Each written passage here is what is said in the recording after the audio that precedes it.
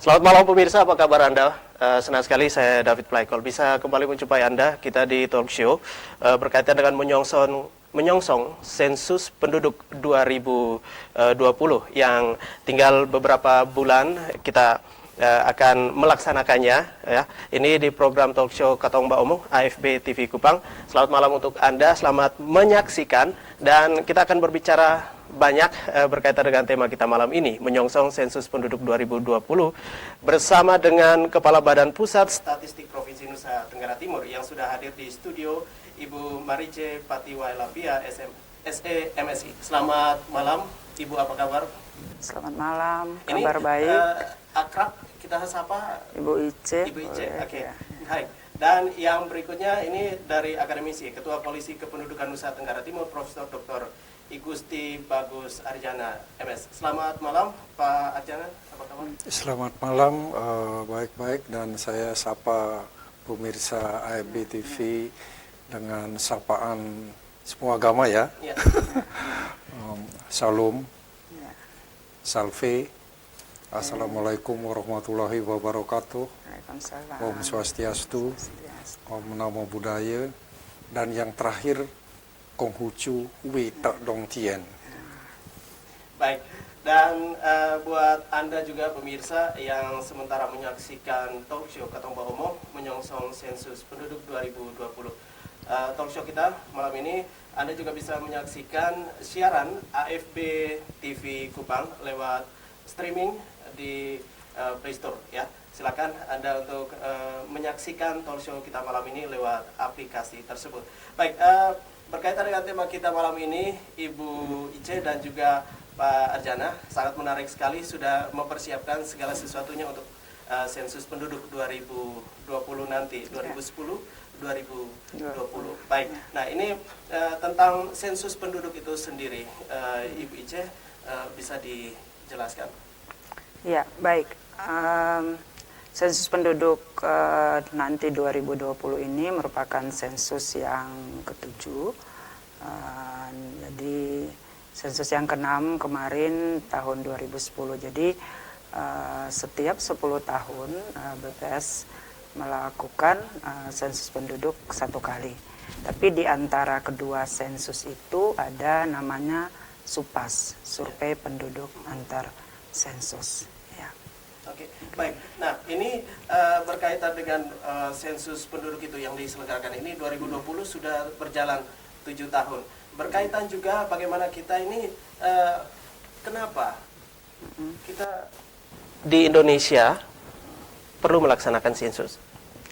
Ya, sensus penduduk ini sesuai dengan Undang-Undang Statistik nomor 16 tahun 1997, di dalamnya juga dicantumkan ada sensus penduduk, sensus ekonomi, dan sensus pertanian.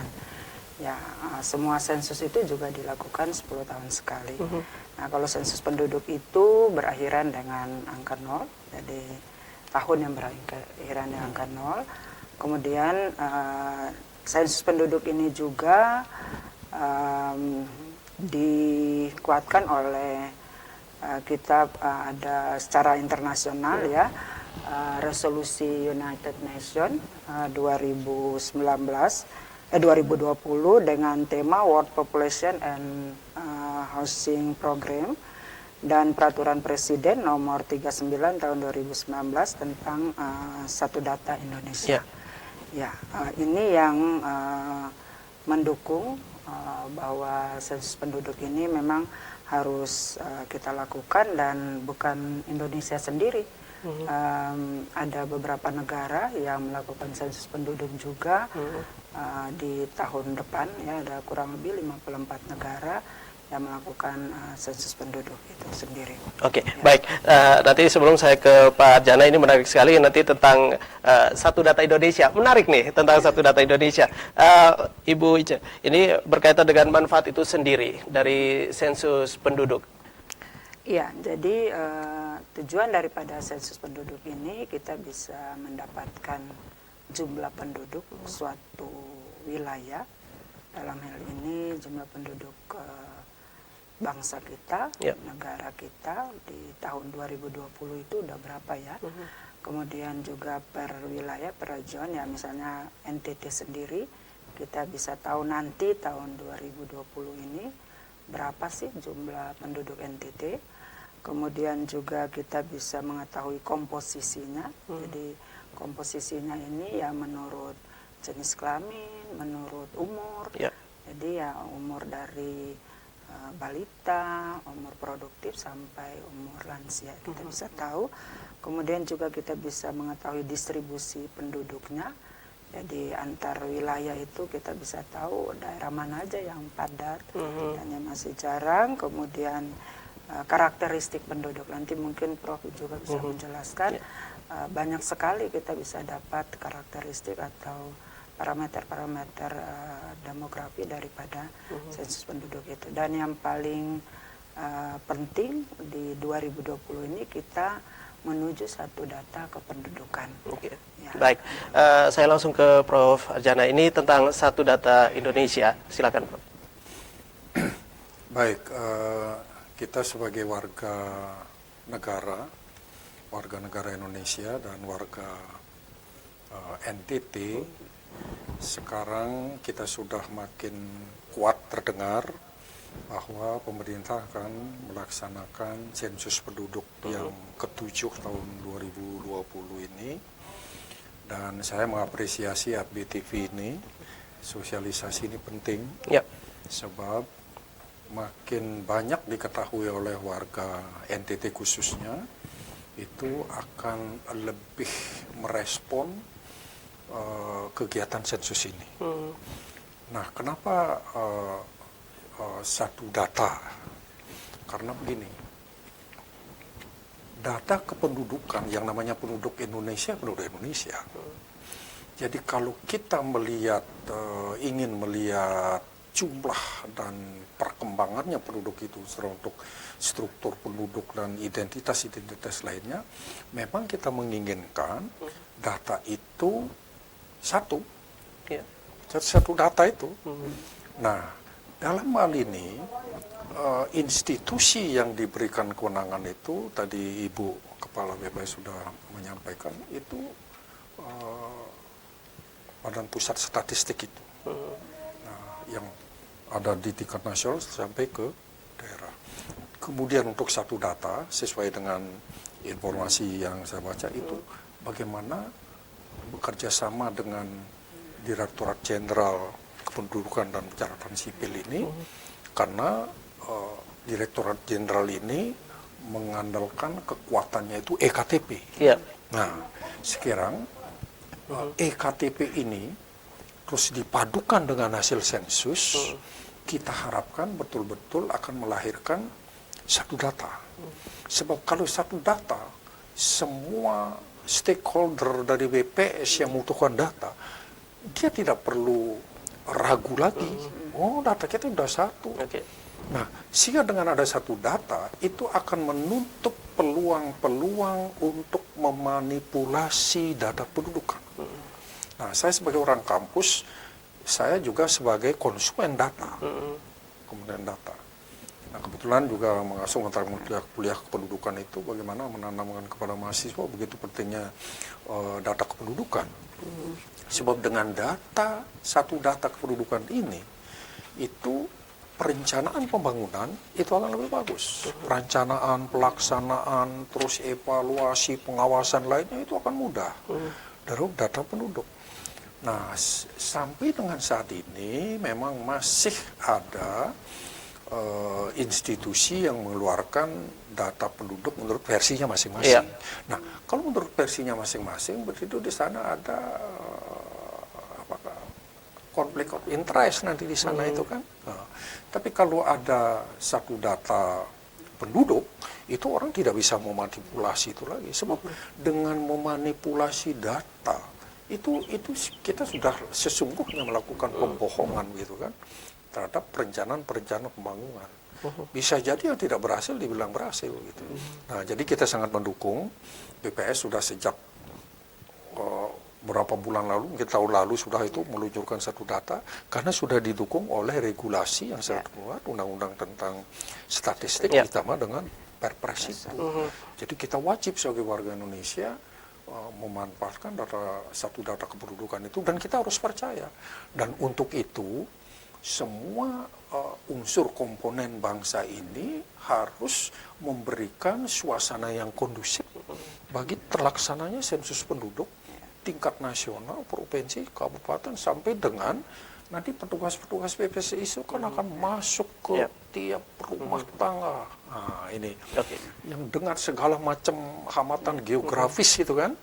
Nah, jadi ini kita mendukung sekali itu, sehingga nanti dalam pilkada itu akan mereduksi semua konflik kepentingan di sana itu, meminimalisir masalah-masalah itu kalau sudah satu data itu. Artinya ini untuk teknisnya ya untuk teknis di lapangan, dan juga ini tentu juga mungkin berbeda dari untuk sensus penduduk di 2020 dengan tahun sebelumnya, Ibu Ice.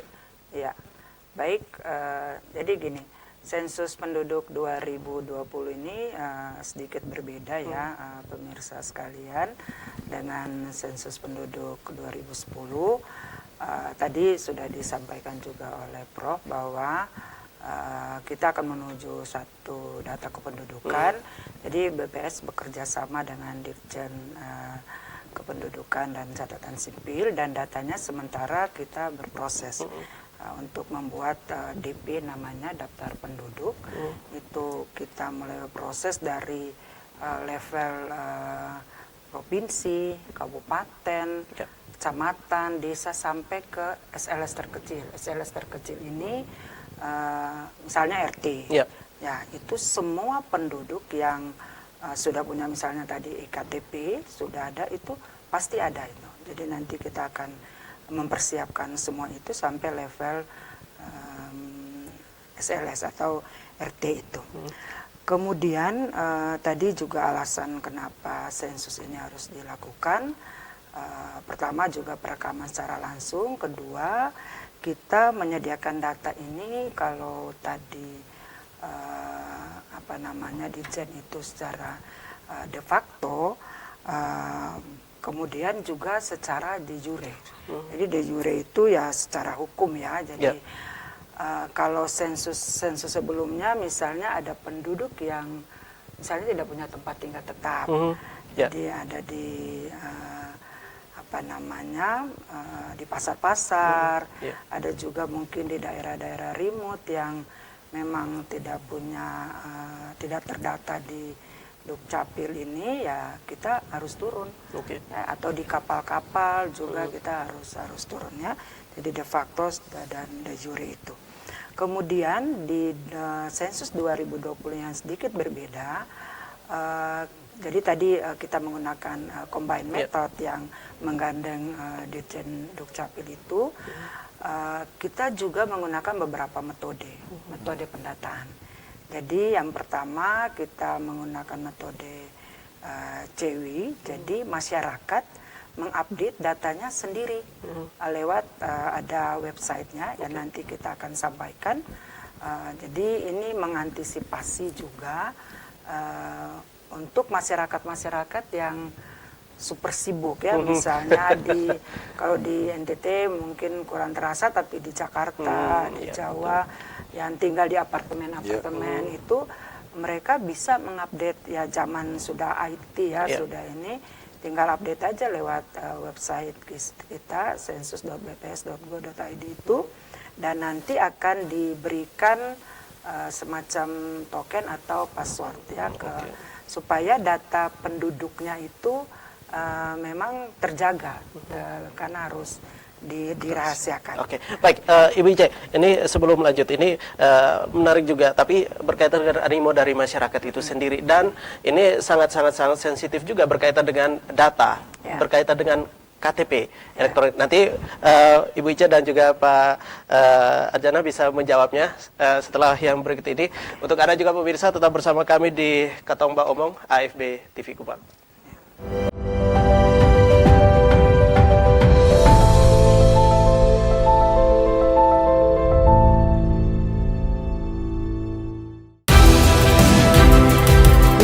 informasi terkini yang memperluas wawasan,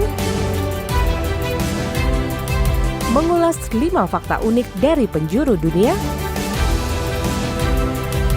mengulik 5 fenomena menarik yang luar biasa. Kami rangkum lengkap menjadi satu dalam Top 5. Setiap hari jam 7:30 malam hanya di AFB TV.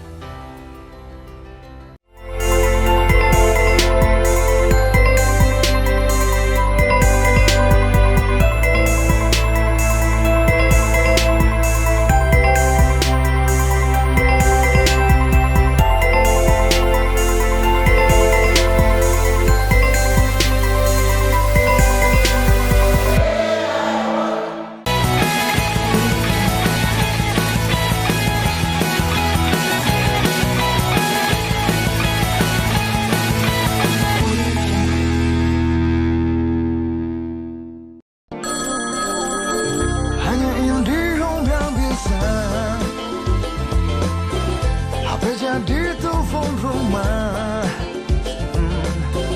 nonton TV di pause, di rewind, di playback, internetan super cepat, jadikan rumahmu smart home yang hebat. Hanya IndiHome yang bisa, hanya IndiHome.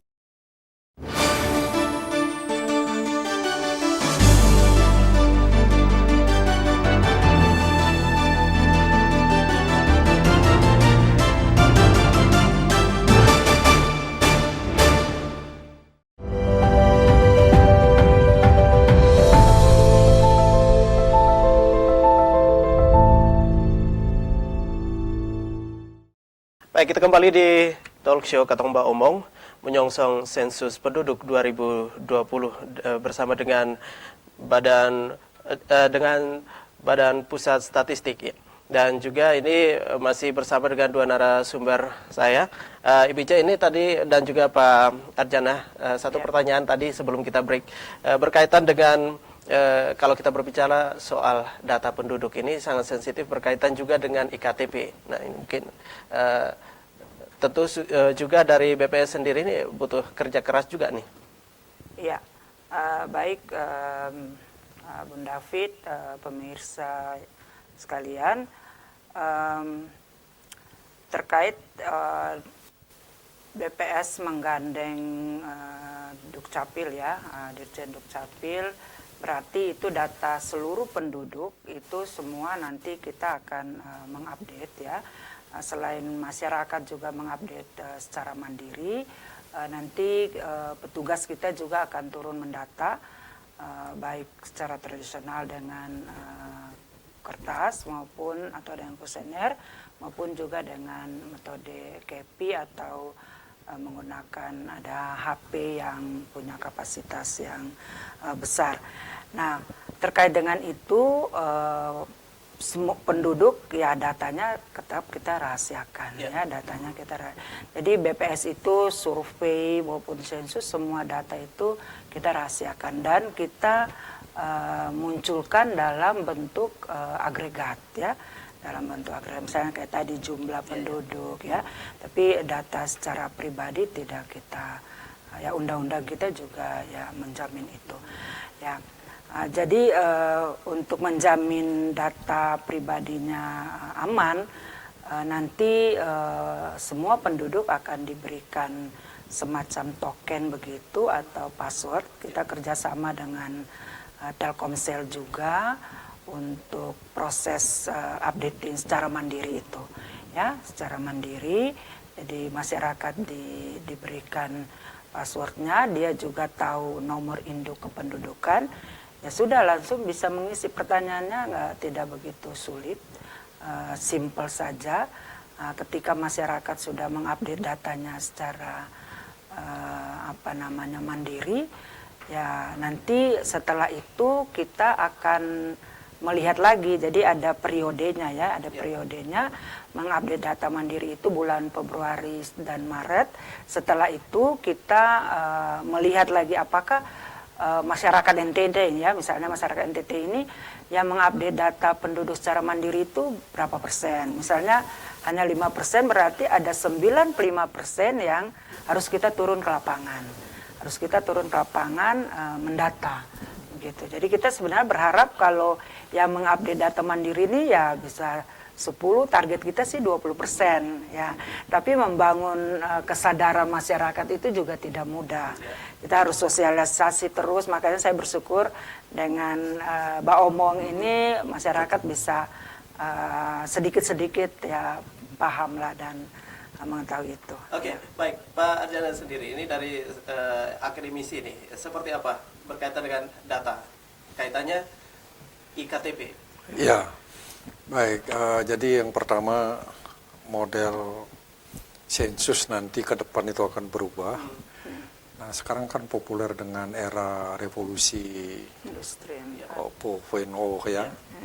Nah, itu kita bisa mengupdate data pribadi secara online yang disiapkan, fasilitasnya itu disiapkan oleh BPS. Saya kira ini ke depan itu. Tetapi ya kita di Indonesia tantangannya penduduk begitu tersebar, belum semua bisa menikmati fasilitas internet itu. Nah, sehingga dan ini akan menjadi hambatan bagi itu. Tapi BPS sendiri sesuai kata Ibu tadi itu punya target-target tertentu. Makin banyak yang penduduk mengupdate datanya sendiri itu makin bagus.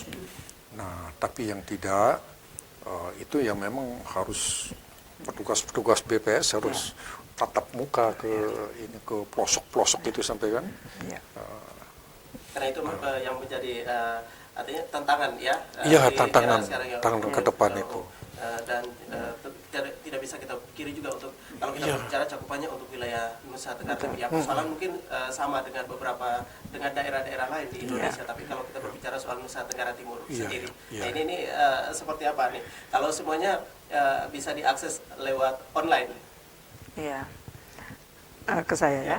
Ya, baik Pak David. Jadi gini, untuk NTT ada 5 kabupaten yang siap melakukan pendataan dengan metode KP. Artinya tidak pakai kuesioner. Tidak pakai kuesioner, itu Kota Kupang, Kabupaten TTS, Kabupaten Lembata, Kabupaten Manggarai, dan Kabupaten Ngada. Ya, jadi kita berharap dari 5 kabupaten ini menggunakan KP, tab atau HP yang punya kapasitas juga bisa cukup untuk mendata itu. Kemudian kalau mereka sudah habis data udah selesai, tidak mengolah lagi, tidak ini. Tapi kalau kita turun pakai kertas yang metode namanya PP, ya kita harus jaga juga jangan kertas ini sobek atau basah karena kita harus scanner itu. Kertasnya juga agak sensitif ya. Ya, jadi kalau memang ke daerah-daerah yang remote, daerah-daerah yang jauh, ya banyak beberapa kabupaten itu memutuskan untuk pakai PP, pakai kertas, karena memperhatikan takutnya di sana tidak ada listrik, kapasitas HP petugas juga mungkin tidak mumpuni, jadi mereka memilih itu. Ya. Oke, baik. Ini hal-hal teknis tentunya yang harus diperhatikan dari Wijaya sendiri. Betul. Nah ini Pak Arjana ini ada sesuatu yang mungkin belum selesai tadi. Iya. Silakan. Ya, jadi memang bekerja keras untuk itu bukan BPS saja, tapi BPS harus didukung juga oleh dalam hal ini pemerintah daerah, Kominfo, seperti mereka penyedia fasilitas itu internet sampai ke kecamatan-kecamatan.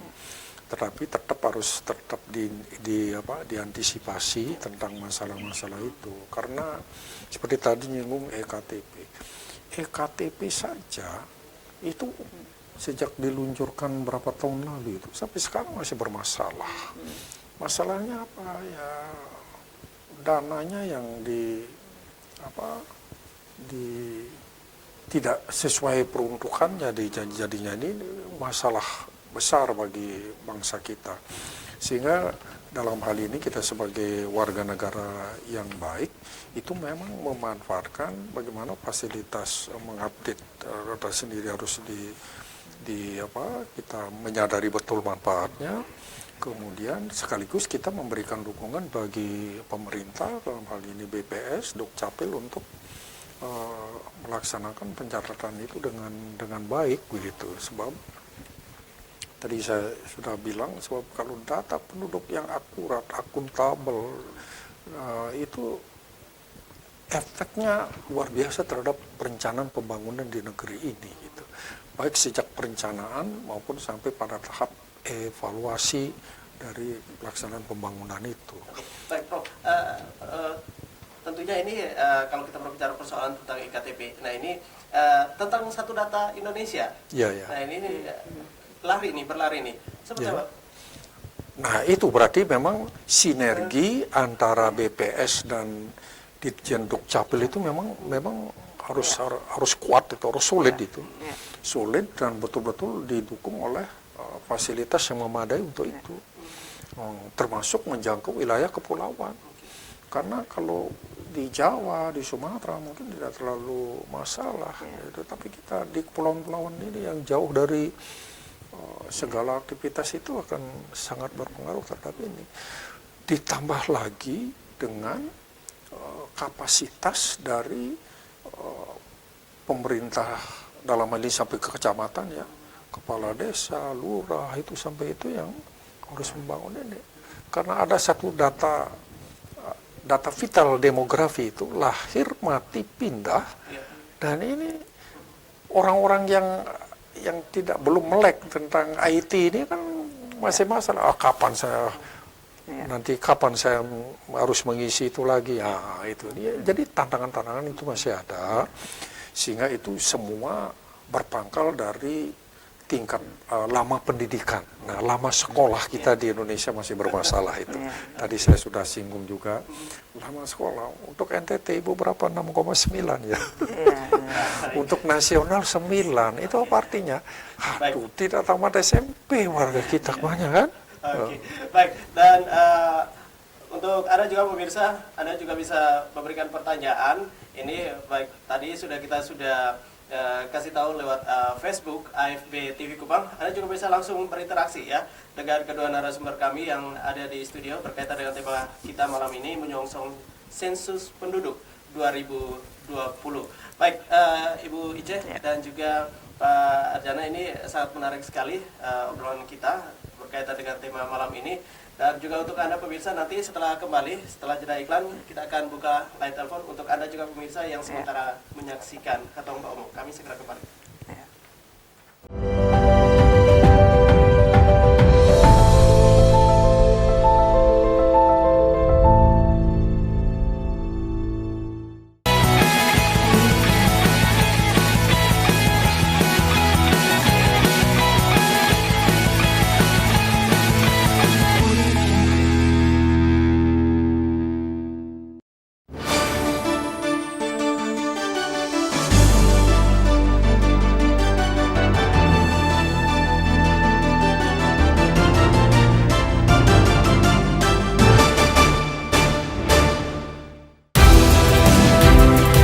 Menyajikan informasi terkini yang memperluas wawasan, mengulas 5 fakta unik dari penjuru dunia, mengulik 5 fenomena menarik yang luar biasa. Kami rangkum lengkap menjadi satu dalam Top 5. Setiap hari jam 7:30 malam hanya di AFB TV. Hanya IndiHome yang bisa HP jadi telepon rumah,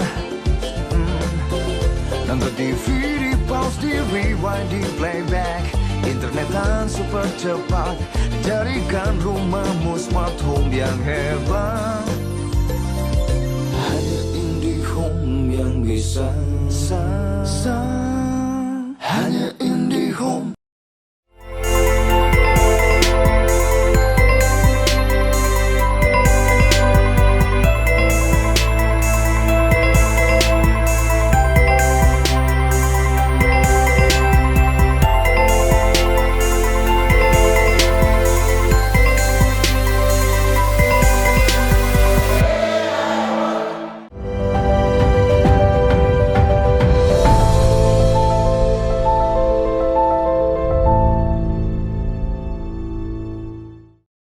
Baik, kita kembali di Katong Mbak Omong, pemirsa menyongsong sensus penduduk 2020 bersama dengan Badan Pusat Statistik Provinsi Nusa Tenggara Timur. Kita sudah berbicara panjang berkaitan dengan tema kita malam ini dan kami juga mengundang Anda, pemirsa, silakan untuk menghubungi kami, memberikan pertanyaan berkaitan dengan tema kita malam ini tentang menyongsong sensus penduduk 2020. Dari obrolan kita dari segmen 1 sampai segmen 3 ini, silakan Anda untuk memberikan pertanyaan terbuka untuk Anda ya, pemirsa, di 081238309920. Baik, dua narasumber sudah ada yang masuk, kita angkat. Halo, selamat malam. Ya, selamat malam. Ya, selamat malam. Dengan siapa, di mana? Dan Pak Maksi di Bobo. Ya, Pak Maksi, silakan Pak. Iya, sebelumnya terima kasih kepada kedua narasumber, khususnya Pak Prof dengan Ibu Kepala Statistik Prof NTT ya. Ya. Ini Pak Prof, mengingat secara substansi apa yang menjadi persoalan mendasar di Nusa Tenggara Timur untuk menjemput berkaitan dengan hak masyarakat Nusa Tenggara Timur ini nanti. Ya. Oke. Nah, ini keputus. Ya, ini persoalan hak masyarakat nih. Ya, berkaitan dengan tema kita malam ini mungkin ya. Ini untuk bagaimana kita juga memberikan data yang benar, tentunya juga ini alurnya dari bawah ke atas terus balik lagi nih. Nah, ini mungkin persoalan, tapi mungkin untuk Anda juga pemirsa sekali lagi bisa menghubungi kami di nomor yang sama yang tertera di layar kaca Anda untuk tema kita malam ini, menyongsong sensus penduduk 2020. Silakan Ibu Ija, Pak Ajana. Ya, Prof, saya dulu ya. Baik, jadi tadi kalau tidak salah saya dengar hak ya. Iya. Ya, jadi sebetulnya kalau selama ini ya data-data BPS yang kita hasilkan itu digunakan untuk perencanaan pembangunannya, perencanaan pembangunan baik di tingkat provinsi maupun secara nasional. Ketika data yang masyarakat berikan dengan benar, ya kami yakin perencanaan juga tepat sasaran. Dan di dalam proses perencanaan pembangunan itu pasti ada hak-hak masyarakat itu sendiri ya, misalnya hak untuk mendapat pendidikan yang layak, mendapat kesehatan ya, ada juga bantuan-bantuan sosial yang pemerintah kucurkan untuk masyarakat sejahtera ya misalnya, atau masyarakat miskin. Itu semua dasar ya dari indikator-indikator yang kita hasilkan. Oke, baik. Sebelum dilanjutkan, Pak Arjana, kita sapa dulu untuk Anda. Halo, selamat malam. AFB TV Kupang, selamat malam. Halo, selamat malam. Baik, mungkin bisa dilanjutkan, Ibu Ice. Ya.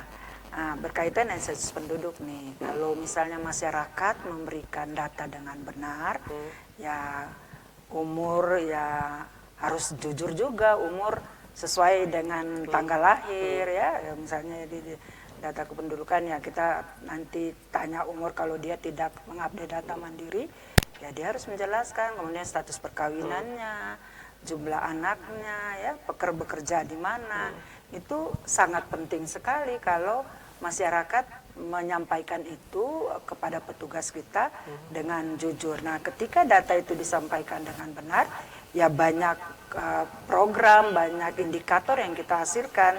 Nanti Pak Prof ini pakar demografi akan menghitung ya, jadi TFR-nya ya, ada parameter-parameter demografi juga. Dengan indikator-indikator demografi ini nanti akan menjadi bahan kajian untuk pemerintah ini ya, baik pemerintah provinsi maupun pemerintah pusat. Oke, silakan Prof Arjana. Ya baik, tadi menanya Pak siapa? Pak Maksi. Ya, ini di Oibobo.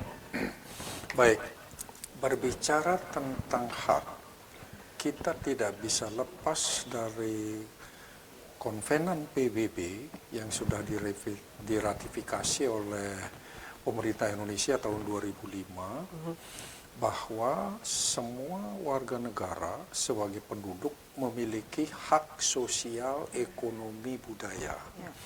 Itu terdiri dari 6 aspek. Yang pertama, hak akan sandang. Yang kedua, pangan. Yang ketiga, papan. Yang keempat, pendidikan. Yang 5, kesehatan. Yang keenam, ekonomi, dalam hal ini pekerjaan yang layak. Itu.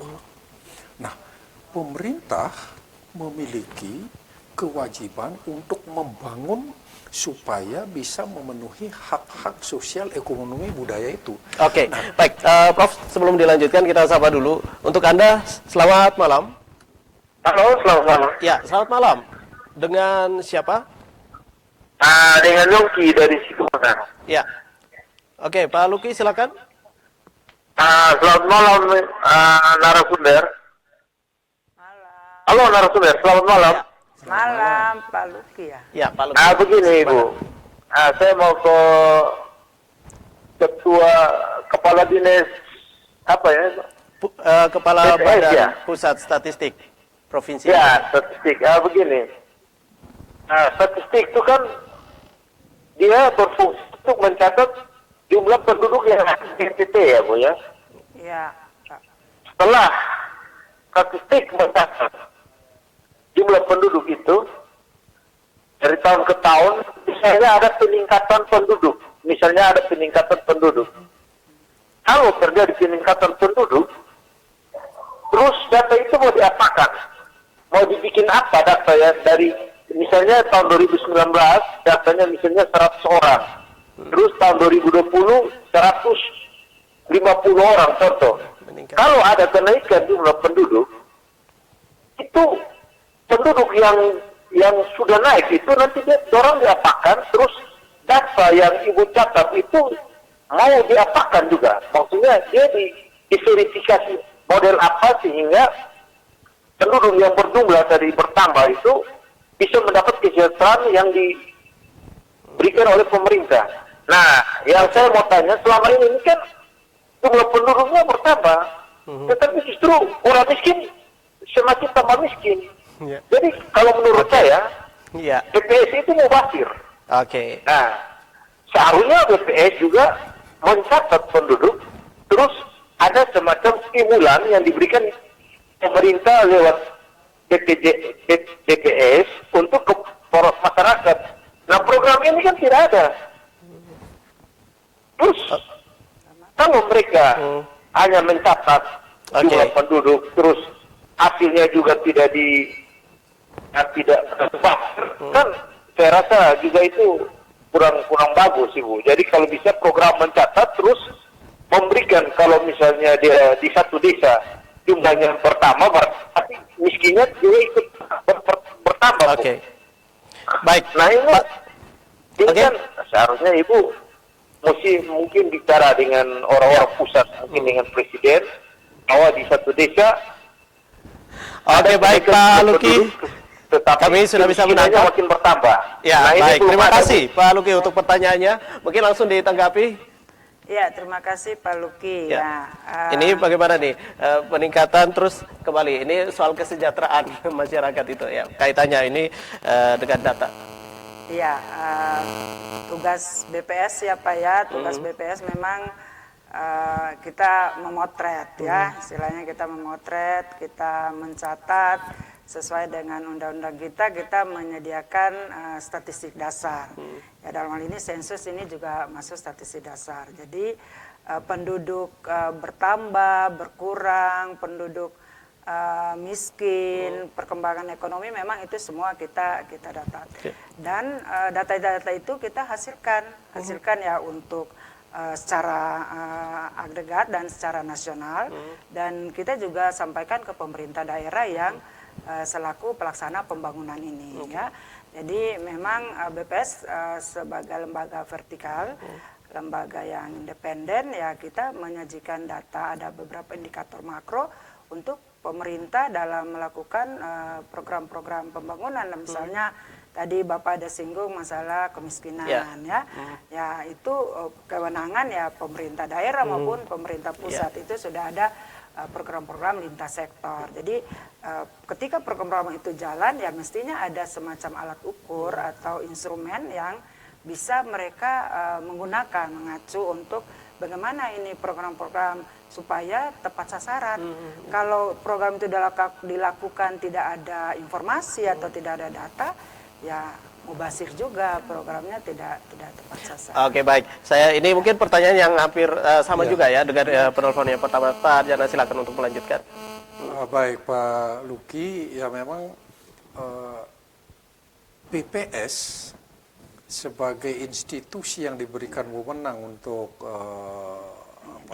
mencatat perkembangan kependudukan melalui itu akan bisa menyajikan data yang sebaik-baiknya tentu atas dukungan masyarakat.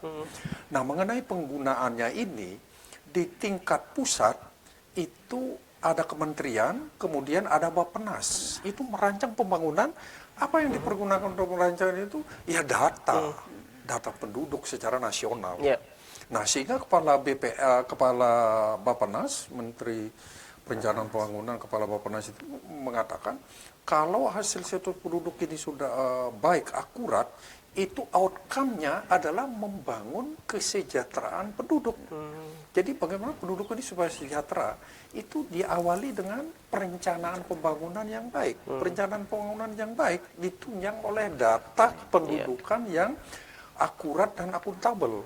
Nah, kalau perencanaannya, datanya itu bagus, perencanaannya itu bagus, nanti pemerintah juga akan sangat tertolong. Di pemerintah provinsi ada OPD-OPD terkait, kemudian di dinas kabupaten kota, itu semua akan menggunakan data itu untuk melakukan perencanaan pembangunan secara lokal di daerahnya masing-masing. Oke, baik Pak Jana dan juga Ibu Ica, kita sapa lagi penelpon yang sudah gabung. Halo, selamat malam.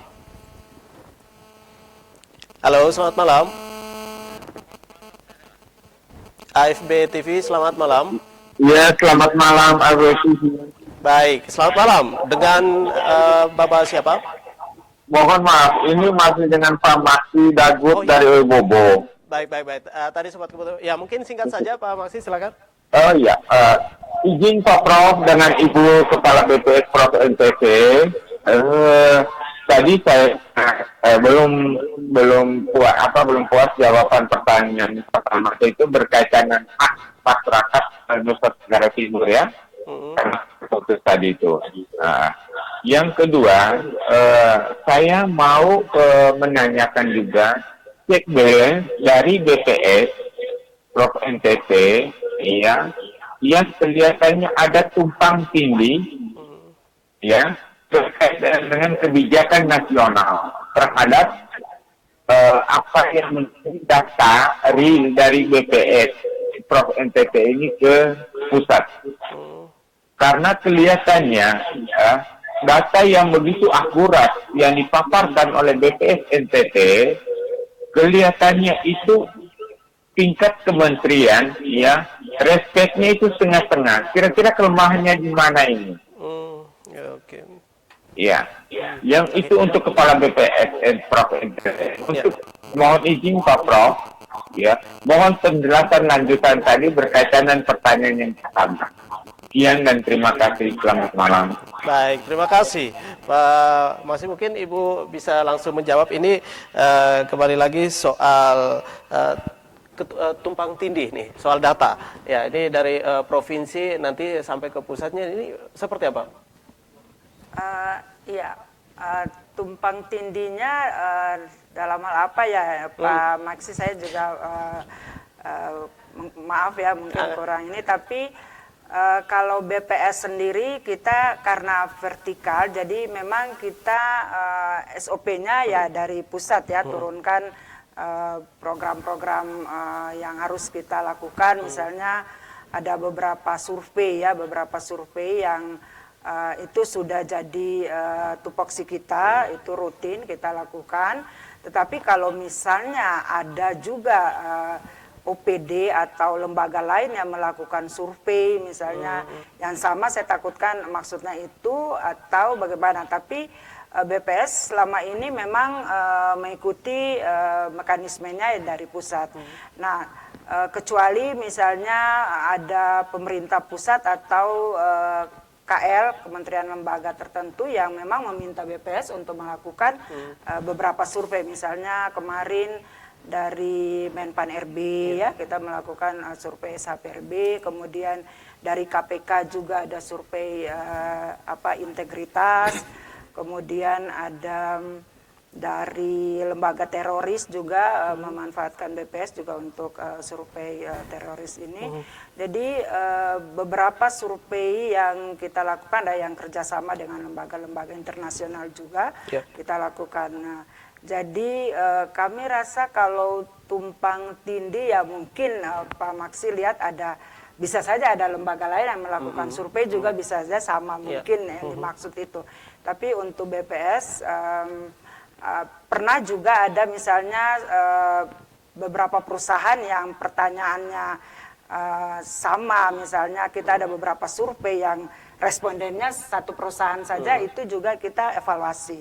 Kita evaluasi dan tidak perlu didatangi beberapa kali. Oke, baik. Ini kembali lagi ini penelpon berkaitan yang dibicarakan ini berkaitan dengan hak masyarakat itu sendiri. Nah ini tadi yang mungkin juga silakan Prof untuk melanjutkan ini untuk hak masyarakat itu sendiri berkaitan dengan bagaimana juga ini dengan data dan lain sebagainya untuk kesejahteraan.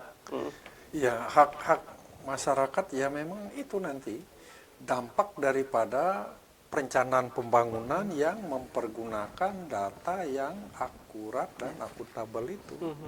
Saya kira itu, kalau sudah itu para perencana pembangunan di daerah, dalam hal ini Bapeda di tingkat provinsi, Bapeda di tingkat kabupaten kota, itu kalau mendapatkan data yang akurat akuntabel yang sudah disiapkan oleh BPS, itu akan digunakan sebaik-baiknya untuk perencanaan. Sebab data, kalau datanya kurang bagus, itu tentu nanti perencanaannya juga akan kurang bagus.